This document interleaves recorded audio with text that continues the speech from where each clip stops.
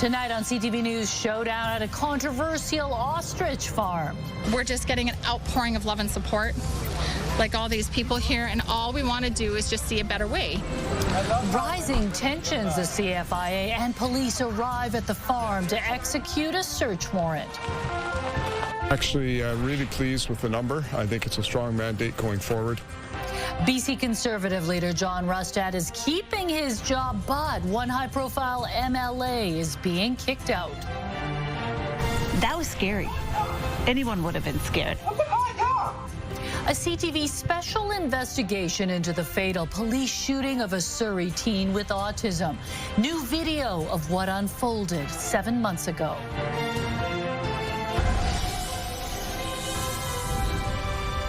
This is CTV News with Mi Jung Lee.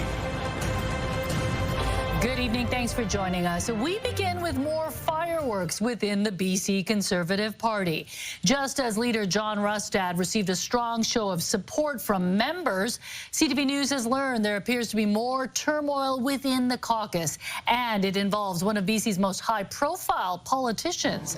CTV's Rob Buffum joins us live from Victoria. Rob, what is going on?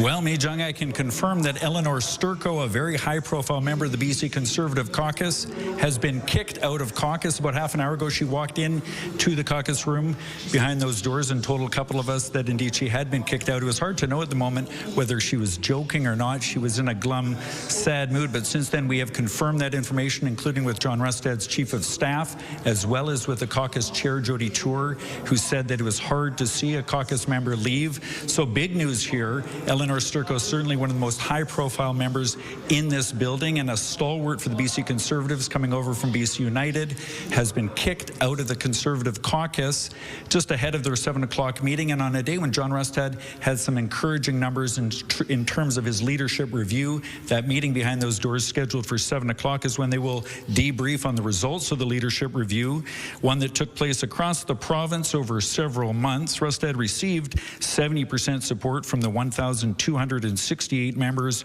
who voted in that review. He said this afternoon that he takes the results as a vote of confidence and intends to stay on.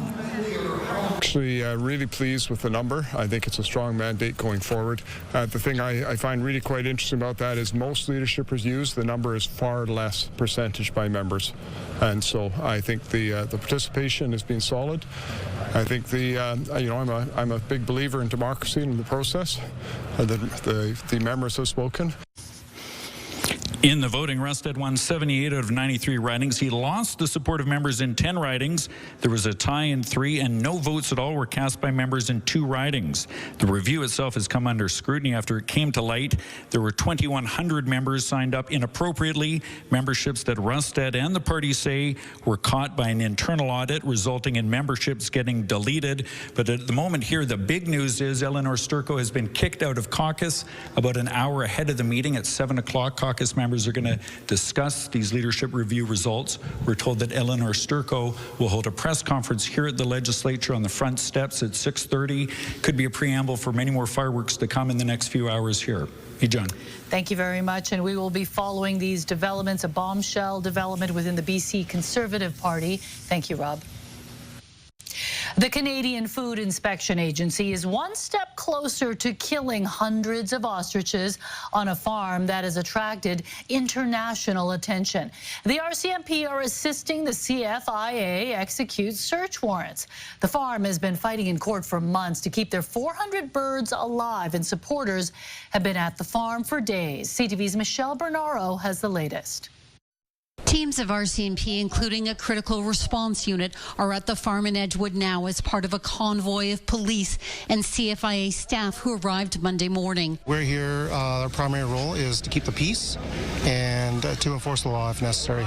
The presence of authorities comes as the farm continues its 9-month fight to try and save close to 400 ostriches from being killed by CFIA after an avian flu outbreak here last December. These guys are big and beautiful. They're prehistoric animals that have survived millions of years, but they're on the chopping block for CFIA. The bird's plight has attracted plenty of attention across the country and across the border, including the U.S. Secretary for Health, Robert F. Kennedy Jr., who wrote in support of the ostriches. We're just getting an outpouring of love and support, like all these people here, and all we want to do is just see a better way. Supporters remain outside the farm but have left some neighbors frustrated and worried. As long as their activities are peaceful, lawful, and safe and do not impede the business of CFIA, they'll be allowed to stay. Earlier this month, the Federal Court of Appeal judge ordered the cull must proceed, but the farm hopes to challenge that ruling. Police are not saying how long they will remain at the farm, only that they will be there as long as needed. The CFIA did not respond to CTV's request for an interview. Michelle Bernoro, CTV News, Vancouver. Just over a year away from the next civic election, and already we're getting an idea of what the race is going to look like, and so far it appears to be very crowded. CTV's Martin McMahon has more with yet another candidate declaring her intention to run for mayor. A familiar face with a new goal. Independent councillor Rebecca Bly announcing she'll run for mayor next year with a new party, Vote Vancouver. Now what we see is a mayor that's taking shortcuts, making big announcements to look busy, to look like he's being effective, but at the end of the day, that's actually not what residents feel. She joins Kareem Alam, Mayor Ken Sim's former chief of staff, as a high-profile candidate. I generally want to welcome her to the race. I think she brings a perspective that will enhance the caliber and the quality of debate. Though Alam is quick to suggest his new party is very different than what Sim or Bly has to offer. We have nothing in common with ABC. The Vancouver Liberals have nothing in common with either of those two candidates. Former Mayor Kennedy Stewart hasn't decided if he's running yet, but finds some amusement in three candidates with ABC links already in the race. From my perspective, I think, well, you know, which version of Ken Sim do you want? You've got Ken Sim himself, you have Kareem Alam, who's his former campaign manager, and then you have Rebecca Bly, who ran with Sim twice. ABC will enter next year's election in uncertain territory, following a poor showing in April's by-election, says this political scientist. Given the severity of the beatdown, if you like, I think you have to take something from that by-election. They're constantly playing defenses on issues, on territory that they're mapping out. So that suggests there's a real problem there, because they did lose so badly. Mayor Sim was not made available for an interview, but says in his statement he respects anybody who puts their name forward for public office, with his staff confirming he will run again in the next election. Martin McMahon, CTV News, Vancouver. The province says its efforts to attract U.S. healthcare workers are paying off, with hundreds of American doctors and nurses applying to relocate to B.C. Health Minister Josie Osborne says the province has received more than 1,400 job applications from U.S. professionals since May, and over 140 have already accepted offers. The surge follows a recruitment campaign the province launched in March, targeting Washington, Oregon, and California. The goal is to improve health services across BC, including by shortening wait times and strengthening team-based care. Thousands of ferry passengers were delayed this weekend between Horseshoe Bay and the Sunshine Coast. Although sailings have now resumed, these breakdowns are becoming far too frequent on this route, and those who rely on the service say things need to change. Dimitra Maragos has the details. Hardly smooth sailing this weekend from Horseshoe Bay to Langdale. Travelers were stuck for hours in their cars on either side of Howe Sound, all due to mechanical issues on the Queen of Surrey. They definitely need to put more focus on Route 3 for the Sunshine Coast.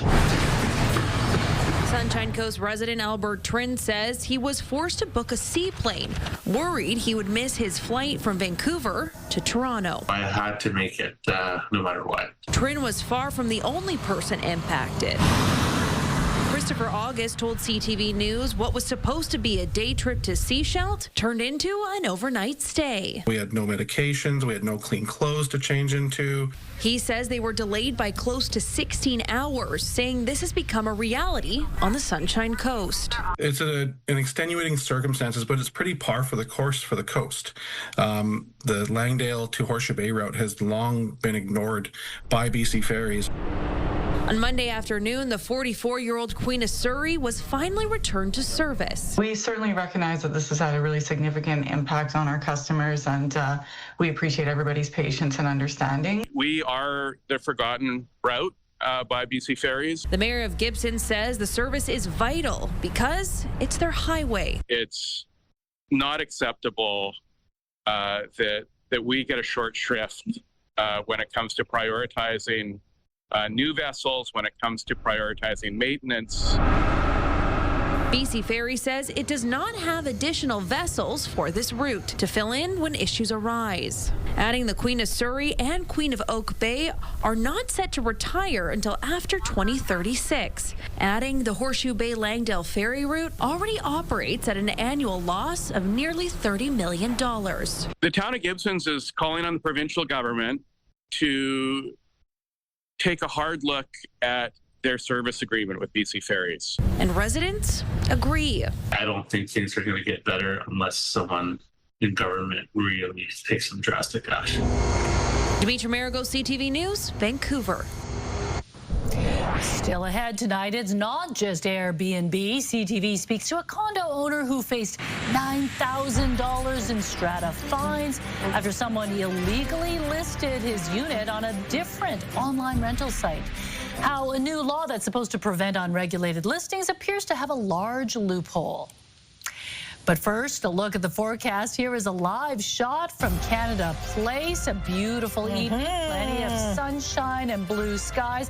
Anne is here. The calendar may say that it's fall, but it feels a bit different. Exactly. Summer is still holding on. We welcomed fall in at 11:19 this morning. But yeah, looking outside, it sure feels and looks like summer still. Here's a look at temperatures across the Lower Mainland. 19 at the Harbour, 21 in Burnaby, as well as in Pitt Meadows and Abbotsford. You're looking at 22 degrees right now in Surrey and Chilliwack. As we head through the overnight, we'll see clear skies dropping down to 11. Into tomorrow, we'll do it all over again. Blue skies and sunshine, 21 degrees near the water, 24 degrees inland. CTV Weather brought to you by Expedia Cruises. Make the most of your next trip by booking with those who've been there. Visit expediacruises.ca. A fantastic start to fall. We do have some sprinkles in the forecast. I'll let you know when to expect those with the 7-day coming up. Okay, well, we'll enjoy the low 20s in September for now. Exactly. All right, thanks, Anne. Now to the latest on a CTV News investigation into fake tenants posting illegally on short-term rental sites. Fraudsters are posing as renters only to turn around and post the suite for big bucks. Tonight, the law that's supposed to stop this appears to have a rather large loophole. Here's Shannon Patterson with the latest victim. So this is the second listing that they ended up putting on Booking.com. Colbin Wong and his partner only learned her furnished downtown Vancouver condo was listed for nightly stays on Booking.com when her strata fined her for illegally operating a short-term rental. But she had just signed a 1-year lease with a long-term tenant. Seemed to be the ideal tenant, right? Good references, good credit check. Wong learned that tenant never moved in. Instead, the man named John listed the condo for $500 a night on Booking.com. We actually ran into a couple of the Booking.com guests. What did they say? They were just as shocked as we were that the listing was an illegal listing. Wong says Booking.com would only remove the fraudulent listing when a guest complained. Within a couple days, they were so well organized, they had another ad up. Wong's partner Strata continued to fine her while the couple worked to evict the fake tenant who they believe was part of an organized criminal enterprise. They kept sending tourists to the apartment even after they were given the eviction notice. Wong reached out to CTV News after watching our stories on condo owners whose long-term tenants illegally listed the units on Airbnb. We're really glad that you got this out there about Airbnb. We also wanted to share that this was also being done on Booking.com. On June 2nd, the province brought in a new law that was supposed to safeguard against this. It says only registered short-term rentals can be advertised and booked in British Columbia, and the listing is supposed to include a valid registration number. But all the fraudulent listings CTV News has investigated claimed the unit was exempt, which isn't possible for a downtown condo. So they leave it up to the host, and a host can say whatever they want. Booking.com did not respond to a request for comment. In response to an interview request from CTV News, the Ministry of Housing and Municipal Affairs sent a backgrounder on rules that short-term rental hosts and platforms are expected to follow and penalties they could face if they don't. Until someone forces them to, I don't think anything will be done. Wong's partner was finally able to evict the fake tenant, and she's hoping her strata will waive the $9,000 in fines she incurred while the unit was illegally listed on Booking.com. It's been an extremely stressful situation. Choosing another long-term tenant was also stressful. Wong hopes this time the person who signed the lease actually lives here. Shannon Patterson, CTV News, Vancouver.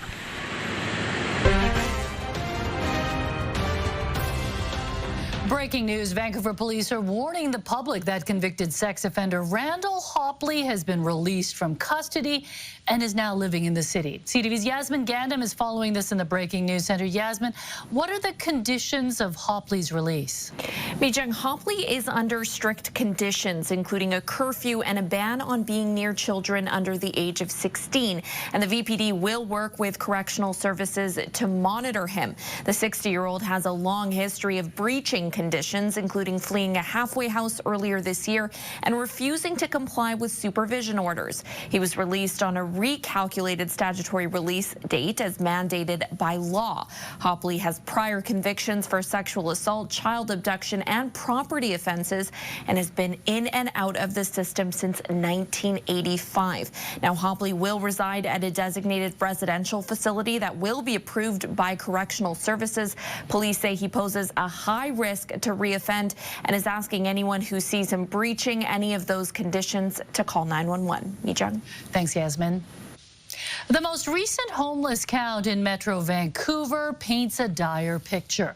The numbers are up across every demographic, including some of society's most vulnerable. As CTV's Ben Milger reports, he has more on the latest statistics.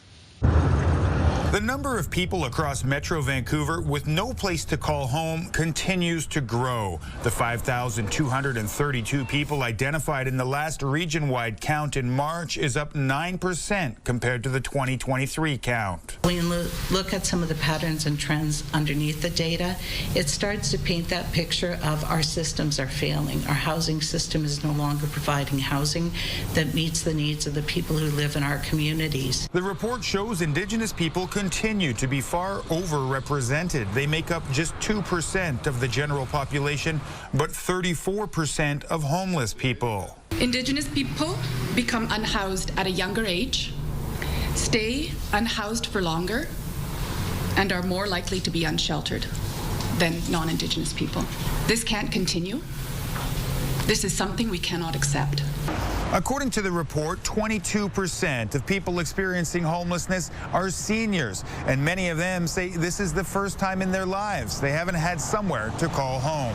When we see that seniors are experiencing homelessness for the very first time in their lives when they're 75 years old or 80 years old, it's the very real human face of a sustained affordability crisis and a housing crisis that's been ongoing. The report's authors are calling on all levels of government to do more to tackle the problem. We need to actually put more investment in, pull harder together, and at the end of the day, really make housing as a human right and think about the person who doesn't have that housing now. While many homeless people access shelters or couch surf with friends and family, the count identified almost 1,900 people in the region who are unsheltered, sleeping outdoors most of the time. Ben Milger, CTV News, Vancouver. U.S. President Donald Trump takes aim at one of the world's most common painkillers, also ahead. I believe that the RCMP misunderstood behaviors characteristic to autism as threatening.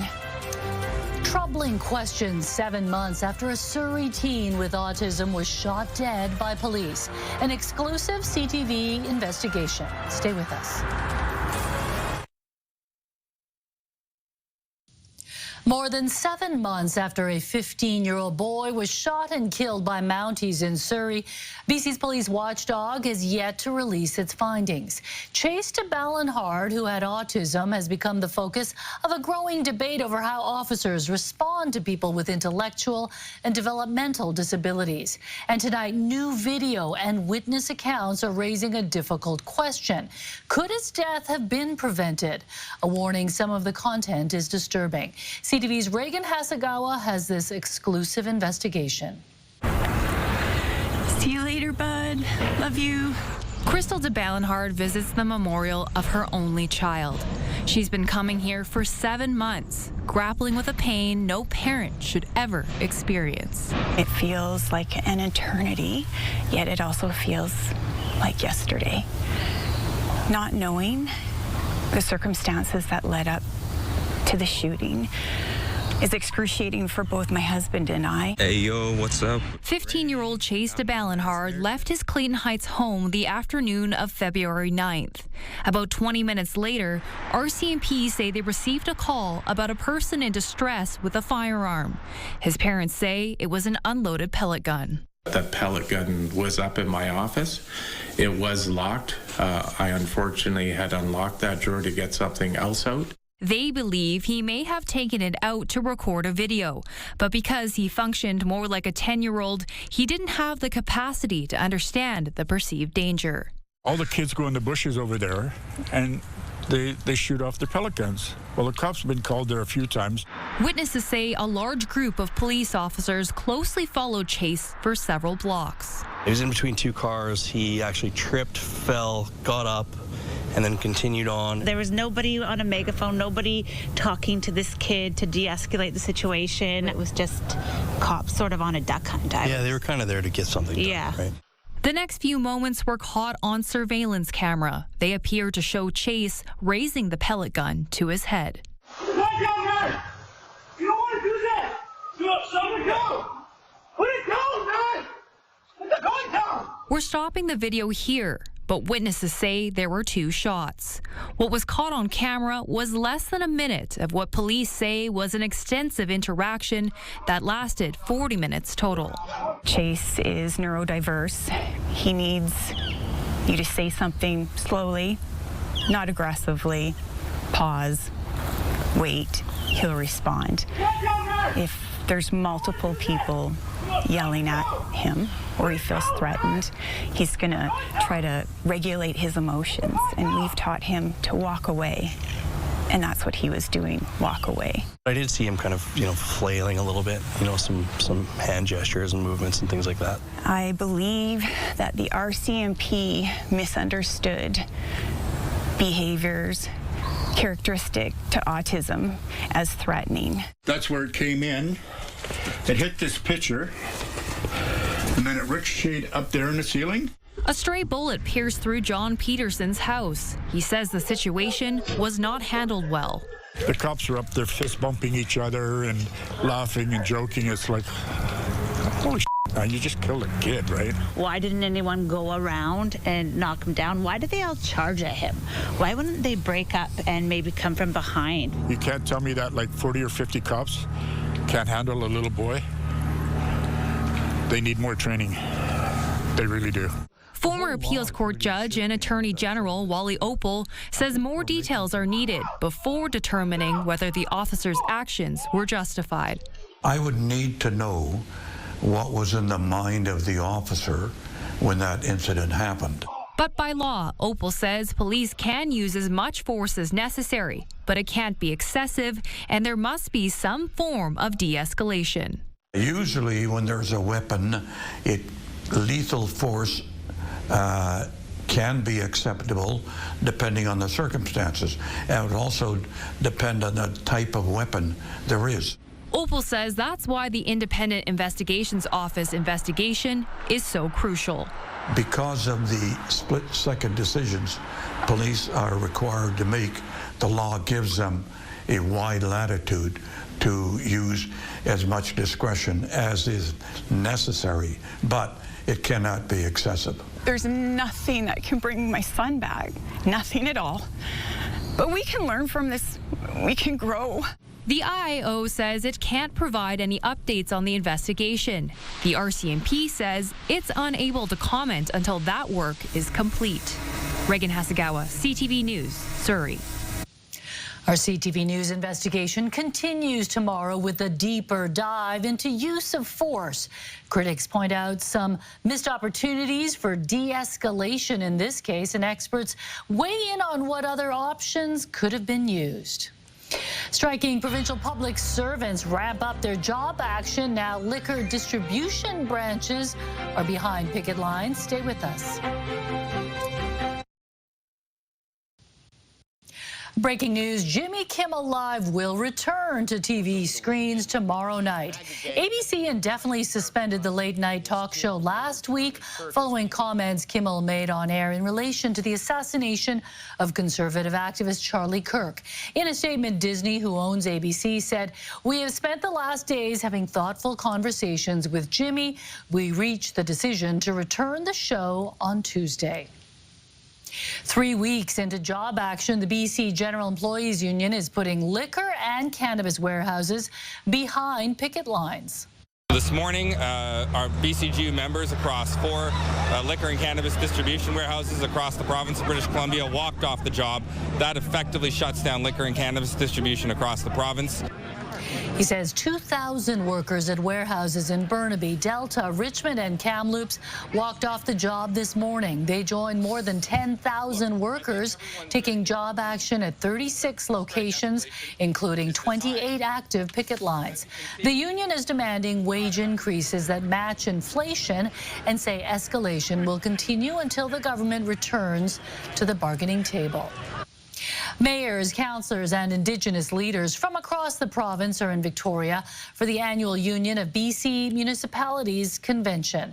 The week-long meeting is an opportunity for local governments to debate policy and adopt resolutions, which will then be sent to the province and dealt with by the appropriate ministries. Today, a major session titled Disorder Downtown highlighted concerns about crime and community safety. Many mayors feel they're being forced to fill gaps that were traditionally filled by the province. We very much hope that that gap filling is temporary, because we do believe that these matters are much better, much more appropriate, and frankly, done in the longer term more efficiently by provincial governments whose responsibilities clearly fall in social services, healthcare, and crime prevention and response. Premier David Eby will address the UBCM when the conference wraps Friday. Local governments may be hard-pressed to get funding from Eby's government, as it's currently running the largest deficit in the province's history at $11.6 billion. The list of finalists is out for the prestigious Jack Webster Journalism Awards, and CTV News Vancouver is nominated in 2 categories. Reporter Michelle Bernauro's series of stories on a horrible case of child neglect in northern BC earned a nomination for Best News Reporting of the Year for TV. The young Indigenous children were living in filthy conditions, isolated from the outside world. The stories exposed how repeated red flags and pleas for help were ignored by social services. And Michelle is also a finalist for excellence in investigative and enterprise journalism for her stories on the death of 15-year-old Brianna McDonald. She died of a suspected overdose while living in a homeless camp in Abbotsford. Her parents say their pleas were ignored in a system they say failed their daughter at every turn. The Webster Award winners will be announced in early November. More on the growing number of countries, including Canada, recognizing the state of Palestine, when the U.S. will address the issue. Also coming up. Taking Tylenol is not good. Donald Trump's highly disputed claim linking autism in children with mothers taking Tylenol during pregnancy, what the drug maker is saying. That's ahead. Your morning just got a little brighter. Start your day with CTV Your Morning, and you could win $20,000. For your chance to win, watch CTV Your Morning Vancouver, weekday mornings 6 to 9. Watch as a 165-meter cooling tower collapses at a defunct nuclear site in Tennessee. Authorities used more than 900 pounds of explosives to bring down the abandoned structure. The demolition took less than 10 seconds and clears the way for future development. The 80th session of the United Nations Assembly is underway, with a growing number of countries recognizing the state of Palestine and calling for an end to the war in Gaza. Canada formally recognized a Palestinian state on Sunday, joining a list of more than 150 countries who do so.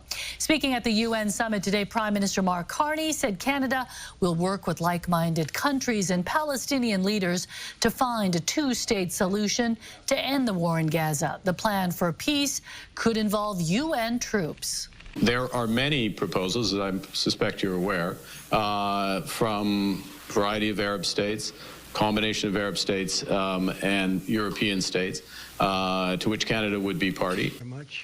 The U.S. has yet to recognize a Palestinian state. Donald Trump will have a chance to make his stance clear tomorrow when he speaks at the UN summit.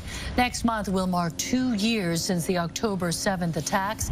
Israel's prime minister has vowed to continue the war until Hamas is eradicated. Donald Trump has announced new recommendations regarding Tylenol use, associating the popular painkiller with an increased risk of autism.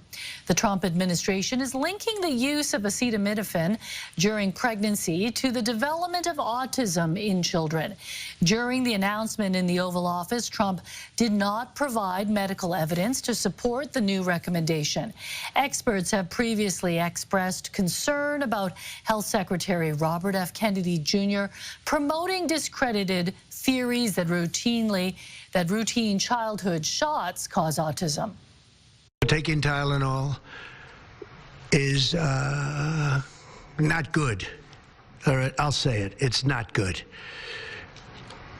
For this reason, they are strongly recommending that women limit Tylenol use during pregnancy unless medically necessary.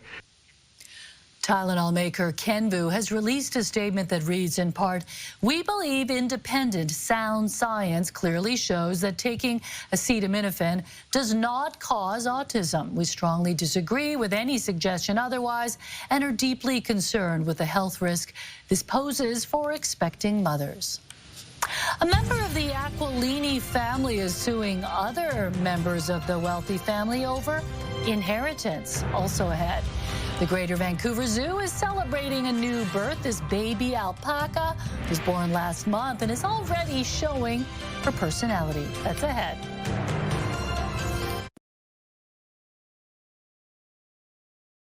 More on our top story. Surrey Cloverdale MLA Eleanor Sturko has been kicked out of the BC Conservative caucus. She's holding a news conference right now in Victoria. Let's listen in. Allowed to people like me, right?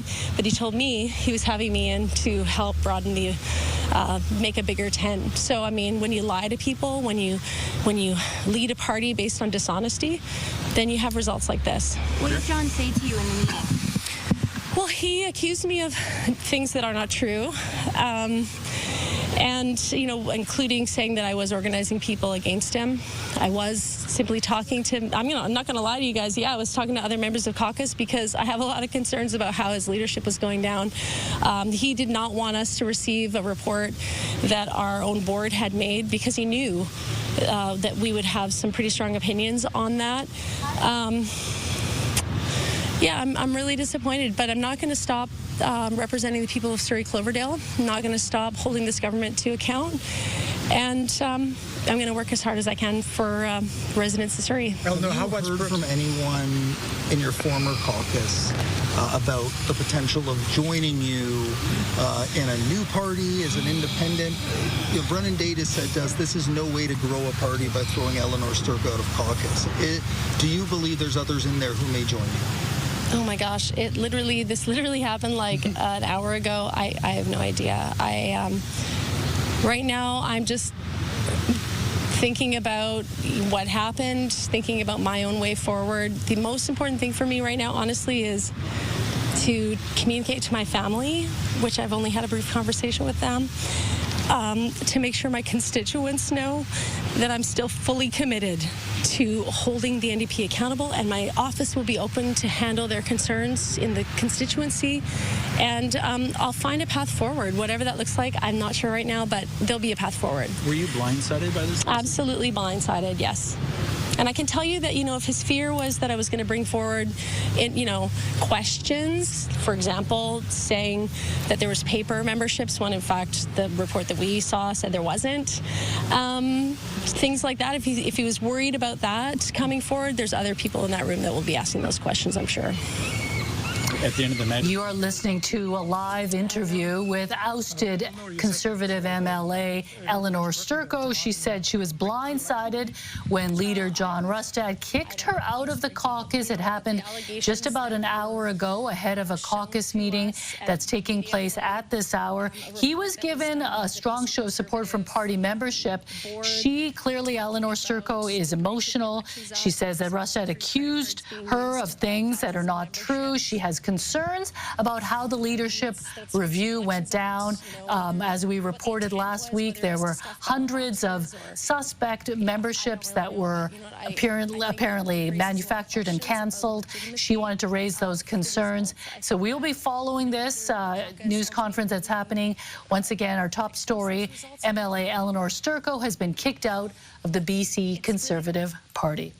Let's go now to Ann Lou, who is watching the weather on this beautiful first day of fall. Ann? Yes, and it feels like summer's still out there. A beautiful way to start off the new season. Here's how everything played out today. We saw a high of 20.5 degrees, well above the seasonal average of 18.7. And with the rainfall that happened on the weekend, 16.1 millimeters of rain so far, the seasonal average of 51.9. So we still have a ways to go. Ridge of high pressure continues for the south coast and southern interior. Different story along the central coast with that front moving its way in, bringing in some heavy rain for the coastal sections of the central coast. 80 to 110 millimeters of rain expected as we head through the overnight hours. 40 to 60 for the inland sections of the central coast. That will continue into tomorrow morning. Also strong winds for the Peace River region from the southwest at 90 kilometers an hour, and that will continue into this evening. So a lot of sunshine in store for the southern interior. Temperatures around the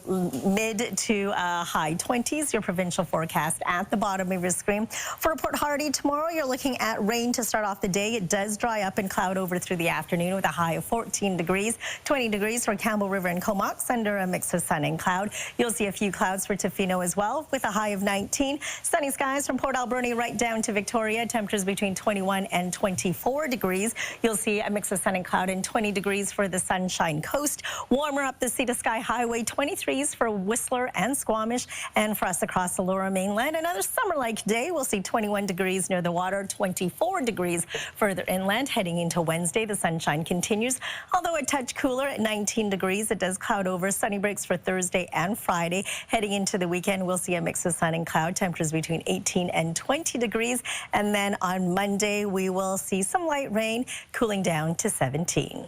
CTV weather brought to you by Expedia Cruises for air, land, and sea vacations. So not a bad start to fall at all. The weekend weather forecast is improving. Earlier in the day, I thought that there would be some showers on the weekend. They're not in agreement, let's just say. So as we head closer to it, we'll see how much more rain we can expect. All right, sounds good. Thanks, Sarah. Okay. A member of the Aqualini family says he has been wrongfully disinherited from the family's wealth, according to a lawsuit filed in BC Supreme Court. Francesco Aqualini, whose multi-billion-dollar Aqualini Investment Group owns the Vancouver Canucks, is named in the lawsuit along with his brother Roberto and father Luigi.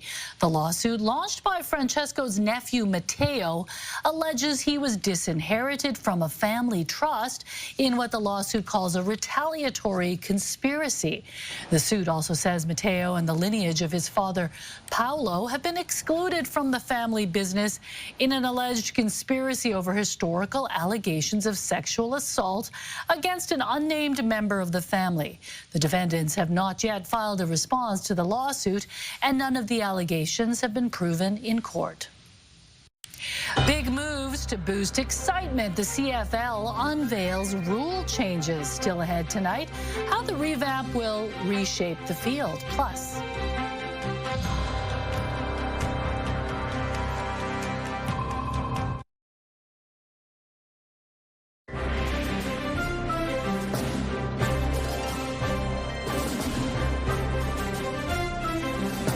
the Canadian Football League is making some big changes that include moving the goalposts and shrinking the field.